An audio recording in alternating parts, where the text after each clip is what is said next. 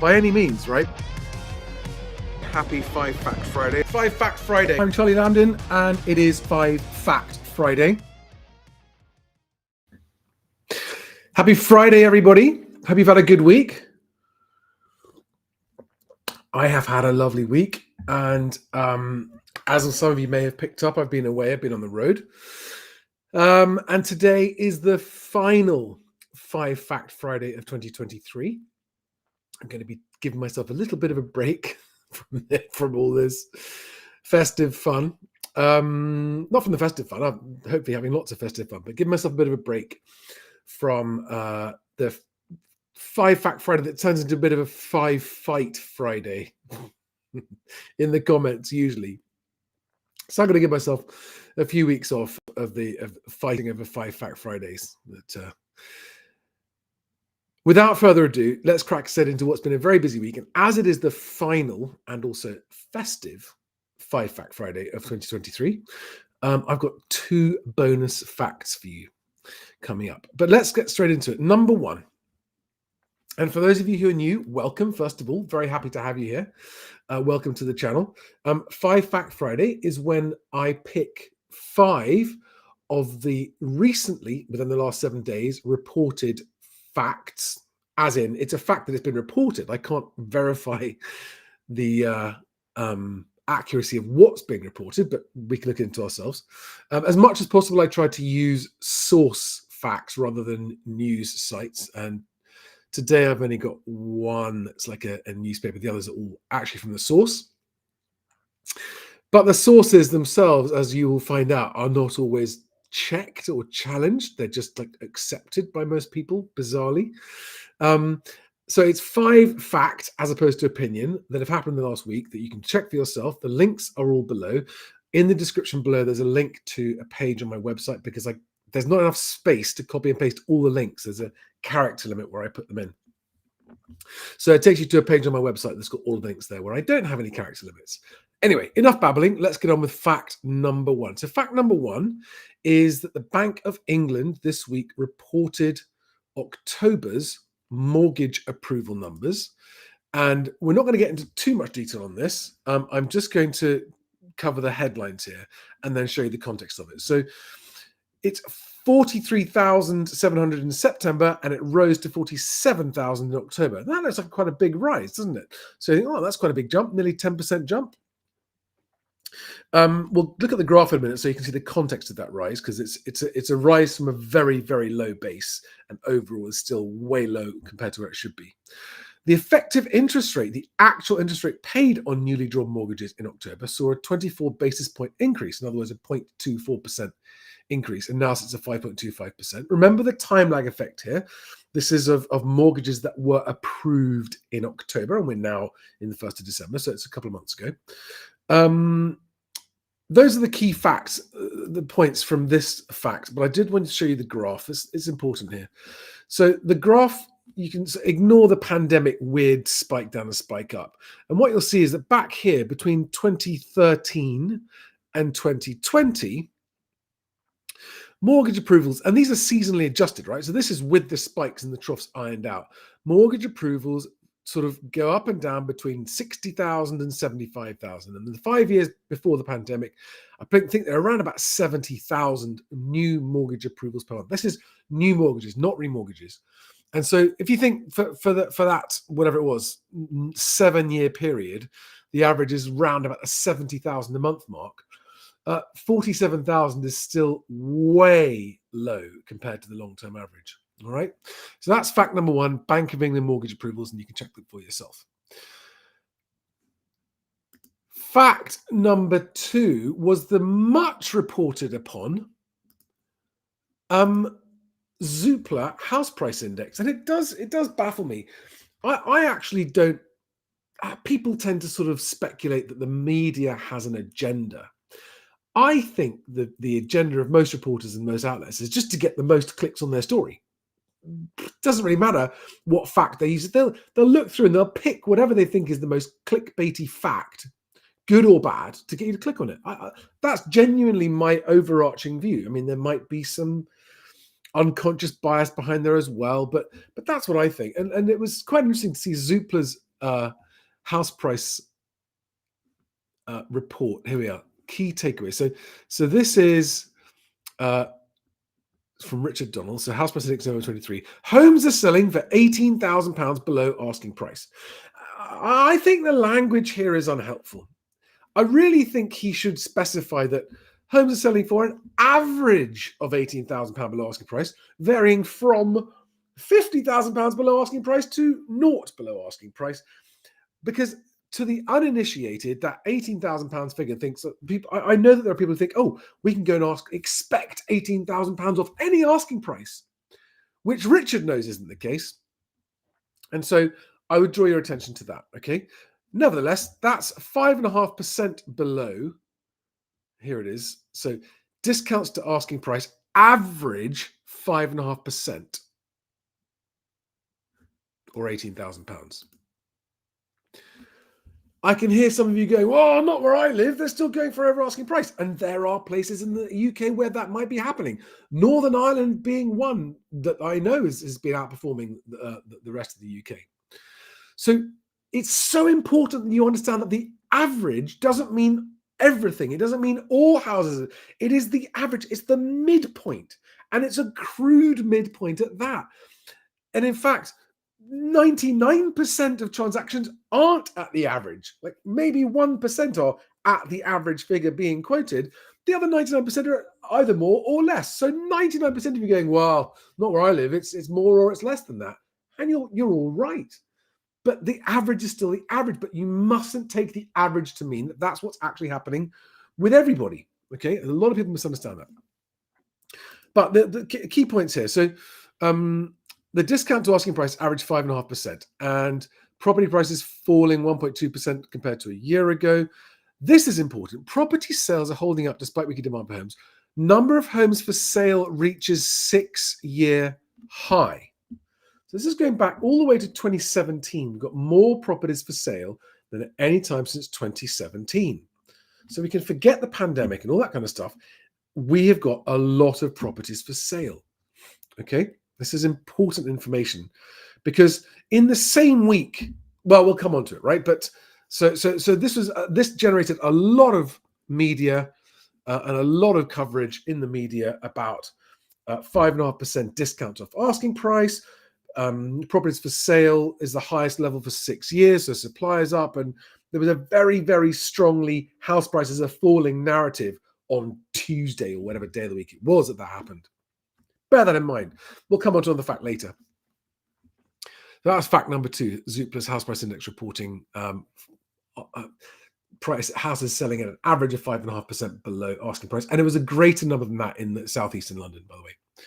Now, the next one is actually, you might ask yourself, why are you quoting this, Charlie? What's this got to do with the price of houses? I think it is relevant because it doesn't happen very often. And what we've got here is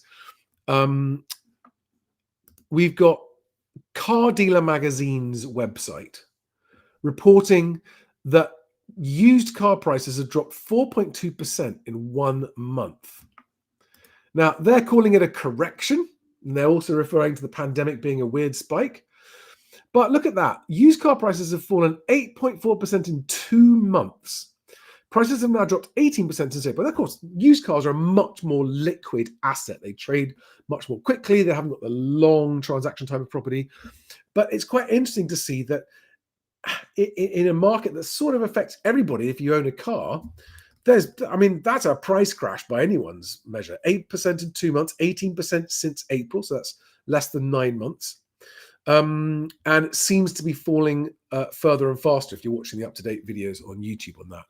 But that tells you what's happening to people's disposable income. More people are selling cars than are buying them, and that's forcing prices down. People are getting rid of all the nice extra luxuries and bonuses they had from COVID money sloshing about. And now people are tightening their belts because of the cost of living crisis and tightening their belts because of inflation. And so people are selling off cars more than they're buying them, and that's forcing prices to go down. So you can read what you like into that. But to me, that is a strong leading indicator of what's happening in the economy. And what's happening in the economy is what's going to affect house prices. So that's fact number 3. On to fact number 4. Here's a disappointment. So, honestly, I despair of the level of I mean, it's just the institution of government is not functioning right. Okay, so we had this one little bit of potentially good news to look forward to. The bill, the leasehold reform bill, the bill to ban leaseholds doesn't ban leaseholds, ministers admit. Embarrassed housing department wants to correct legislation rushed into the King's speech. Pretty good photograph of Michael Gove there. Where are we here? In an embarrassing admission, the Department for Levelling Up Housing Communities confirmed that it did not have time to draft it didn't have time. It's had all year to draft a centrepiece reform that would have banned the sale of new leasehold houses. This is the one thing that we were expecting would definitely happen, right? Now, ministers face the prospect of trying to introduce the measure as an amendment to their own bill or pulling the legislation entirely and reintroducing a new version to rectify the error. And some people have said, oh, this isn't a mistake. It's Gove making sure that his freehold owning friends don't get burnt by this. And there's whoops. Oh, sorry, guys. Whoops. We really meant to do it. We did honest, but now it's not going to happen. I don't think that's the case. I mean, I'm not saying that there isn't that relationship between members of government and wealthy landowners. I'm just saying that I don't think that was the case this time. I think Michael Gove actually wants to present himself as someone that gets stuff done, and I suspect he's going to be wanting someone's head to roll in his department. That was fact number 4. Now, fact number 5 is very boring, but very important. And this week, the National Trading Standards for Estate and Lettings Agencies published information about new regulations coming into force for estate agents, which dictates what information must be made available in the advertisement of a property for sale or to let.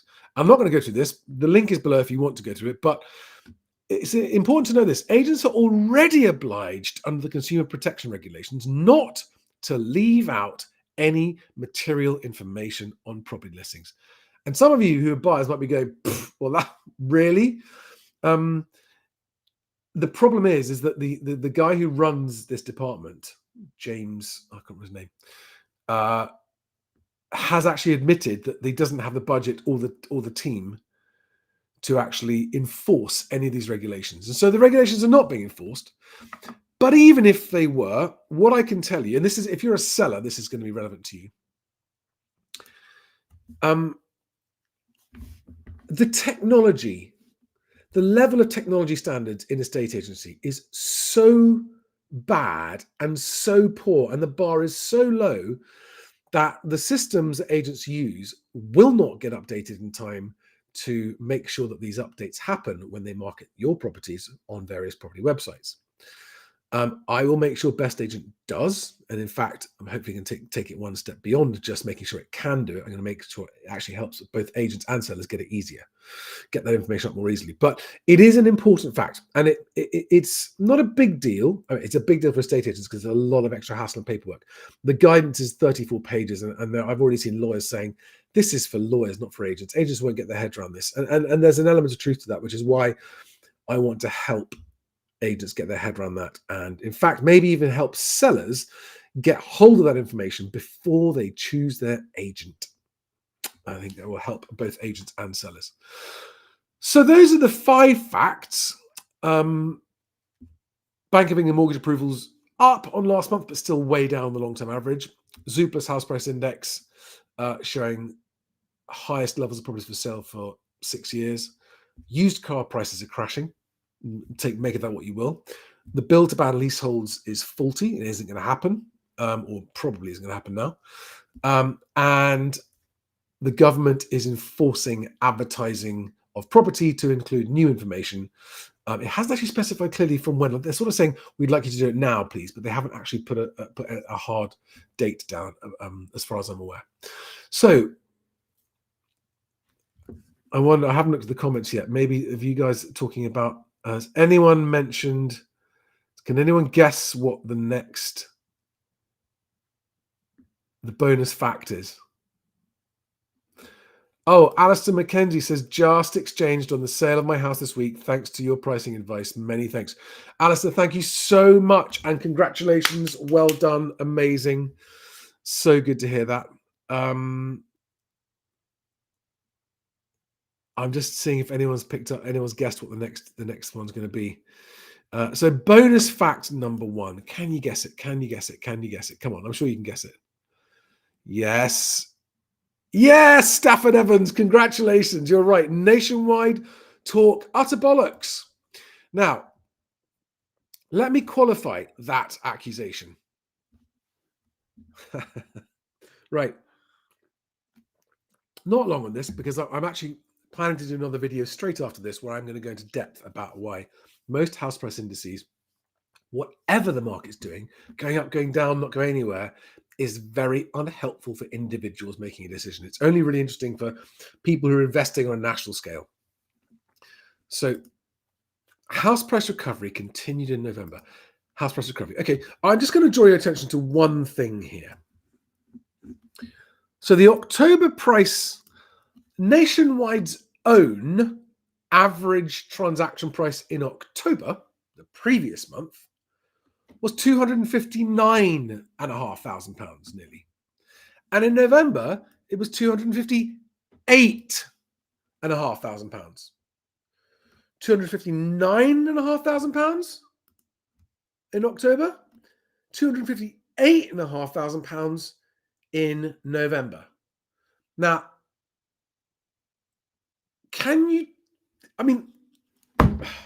some of you may have seen my video earlier today where I pretended to be the Nationwide's PR department, but how did not one single journalist pick up on this? And at least, I'm not criticizing the existence of seasonal adjustment. It kind of makes sense. It irons out the spikes and makes it smoother up and smoother down. But it's important to point out, if it is the case that the seasonal adjustment is positive when the underlying actual numbers are negative, if they're both positive, who cares?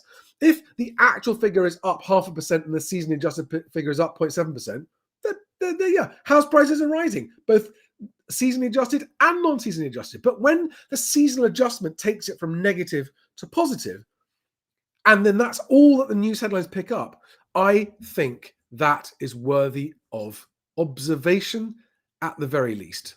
Don't you? So there's fact number 1, right? It just wind me up. House price recovery continues in November. UK house prices rose month on month in November. No, they didn't. They fell month on month in November, but when seasonally adjusted, the seasonal adjustment showed an increase. It's important to make that point. Annual growth. And the other thing that makes me laugh is that a year ago, when month on month was falling, but year on year was up, they went, oh, house prices are rising. Year on year, house prices are rising. Shh, don't talk about monthly. But they're still rising. And now it's the other way around. Now they're going, no, don't worry about the year on year being down. Monthly, they're going up. Just if you seasonally adjust them, when actually they're going down. So that's fact number 6, bonus fact number 6. And it's just... someone on YouTube, I haven't checked these numbers myself, but somebody on YouTube said, what's interesting is that this year, the seasonal adjustment was 0.6%, whereas last year it was only 0.3%. Or this year is 0.7%. The difference between the actual... Anyway, it's such a weird fudge. And there's a lot more to talk about on indices. I'm going to do that in the next video. I'm going to really... I'm going to do a video talking about house price indices in plain English, no calculators required, that will apply no matter what the housing market is doing. All right? And the final piece of news, this is going to blow your minds, lots of you, especially those of you who disagree with most of the stuff that I say. The final piece of news I've got for you for Final 5 Fact Friday is good news. It's genuinely good news no matter who you are. No matter what you think's happening to house prices, it's good news. Anyone want to guess? Anyone want to guess what this last piece of good news is? And this is verifiable news. The link is on my website. The link's below to find it if you want. Anyone going to guess? Come on. Somebody must be able to, because this is actually good news. And it is a relevant fact. It's not a mind-blowing fact, but it is a relevant fact and it is good news and it does affect the housing market. Anyone? Anyone? No? Well, transaction volumes, it's not, yeah, I mean, the transaction volumes are improving. They're still a long way from where they need to be, but they are improving, and that's good news for everybody. But that's not what's new. What I think is new, and what I want to end on is there's 4 of you who've guessed transactions now. No, not leasehold, Ricky. It is actually that. Here we go. Mortgages are becoming more competitive. That's how I would characterize this. Okay, so this is the Money Facts Group, and there's a line here that says interest rates on fixed mortgages are gradually falling. That is good news. They're gradually falling. They're not dropping. They're not plummeting. They're not being cut or slashed, but they are gradually falling. And also the number of mortgage products is back up again. And this is good news because it means mortgage lenders are becoming more competitive. Because mortgage approvals are so low, they're having to compete with each other more to get actual business. Because what a lot of people don't understand about mortgage lenders is they have to keep lending. They've got to keep lending. They've got sales targets. Giving someone a mortgage is like selling them a product in a box. They've got to shift these boxes every month. They've got to shift. And if they're not shifting the boxes, it's bad for their business. So they've got to shift these boxes, being a mortgage, right? And so when they're not shifting enough boxes of mortgages, they've got to lower the price. And not only are rates gradually coming down, but also lenders are conscious of the incentives on offer to borrowers. So there are more incentives. Watch out for the incentives though, because cashback incentives, you're just borrowing that cash, you're paying for your mortgage. But I do think it's genuinely good news. This is not a big headline. Mortgage prices haven't fallen that much. I think there's a 60% loan to value product that's finally got below 5% or something. So it's not, this is not groundbreaking stuff at all. But it is good news. And I wanted to end the final 5 Fact Friday of 2023 on a bit of good news. And I am going to probably, what was it? Was there anything else I wanted to say? Do any of you have any questions in relation to anything I've just said there? Baby boomers are dying off, says AM.